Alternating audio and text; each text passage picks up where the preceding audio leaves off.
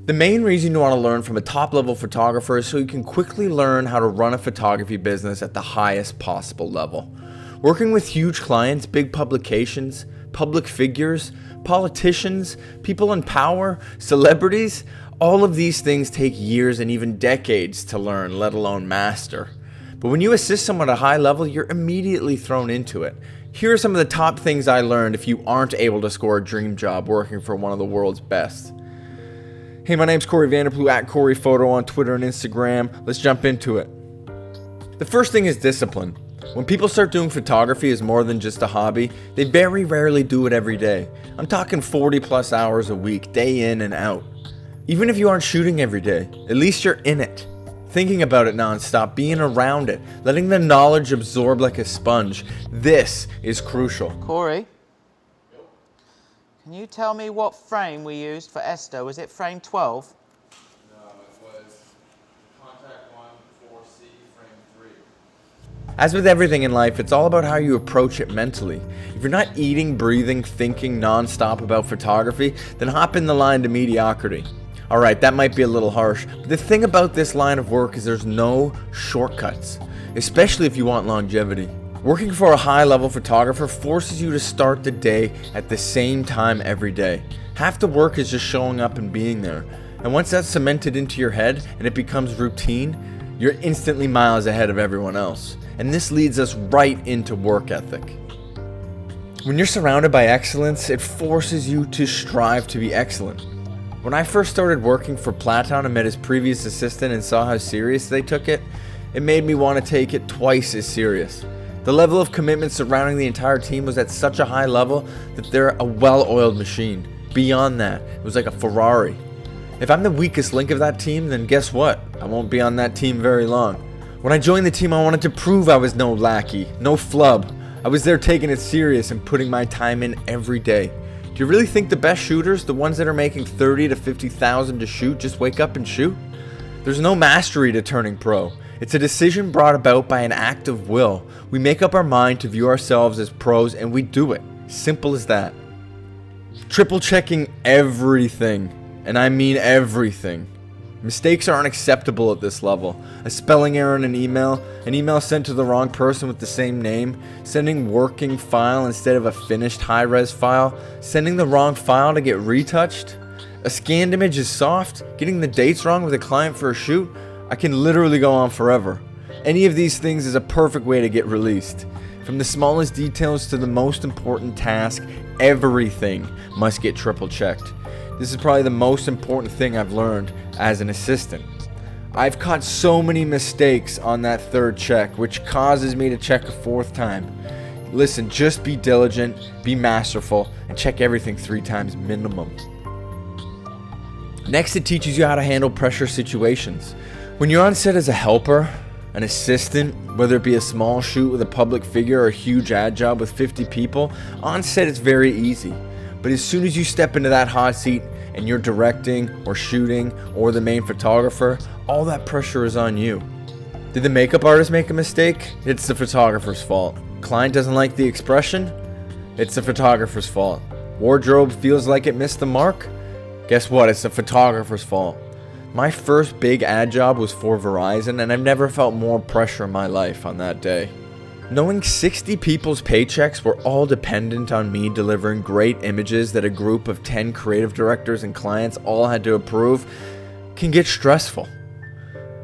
But had I not been in that similar situation 30 to 40 times before that, I might have had a mental breakdown. Instead, I'd been there before and took it as just another day.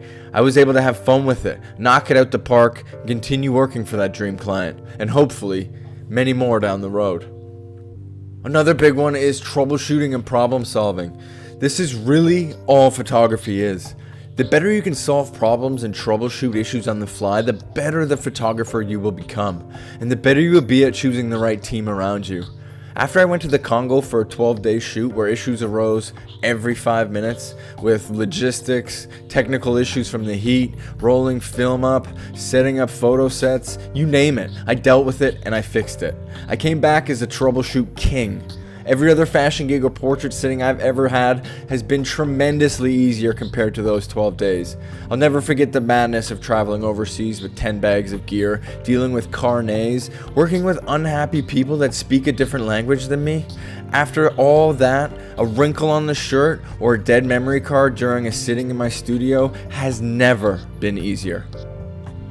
Also learned how to deal with clients. This one's huge. All of a sudden I'm dealing with photo editors of Vanity Fair, CEOs of major corporations, book agents at Taschen, photography agents and creative directors from the biggest agencies in New York, clients from the biggest brands in the world. It's mental.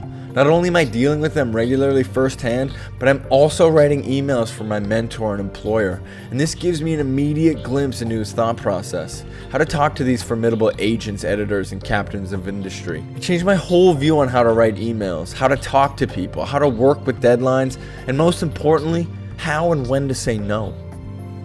Another big one is history. On my first overseas trip, about 5 to 6 months into the job, I hadn't really had much downtime with my employer except for retouching sessions, where the talk was really all about work and some fluff chit-chat about music thrown in there.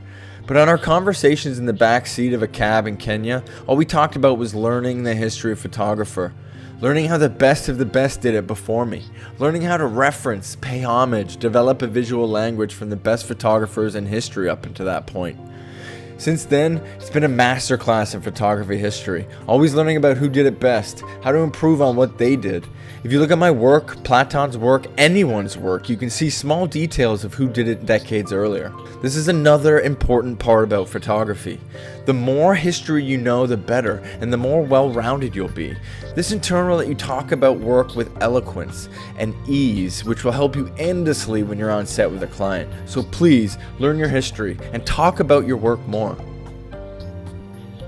The last one is your eye. This one happened over time and it happened so slowly I didn't even notice it.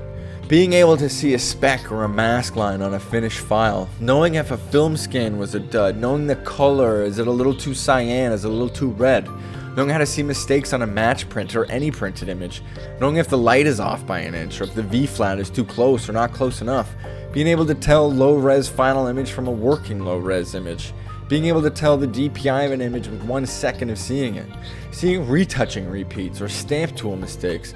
Literally, this list is endless. But if we go back to the first thing I learned, discipline, being in it every day, and being surrounded by photography day in and day out, it'll allow you to develop a world-class eye.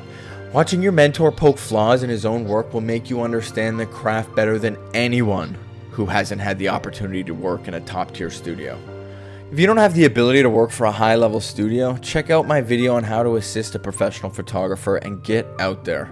If you have any questions along the way, consider the comment section a message board for questions. I respond to everyone, so feel free to ask away. Thanks for watching. My name's Corey Vanderplu at Corey Photo on Twitter and Instagram. Hit and like and subscribe, all that YouTube stuff, but most importantly, happy shooting.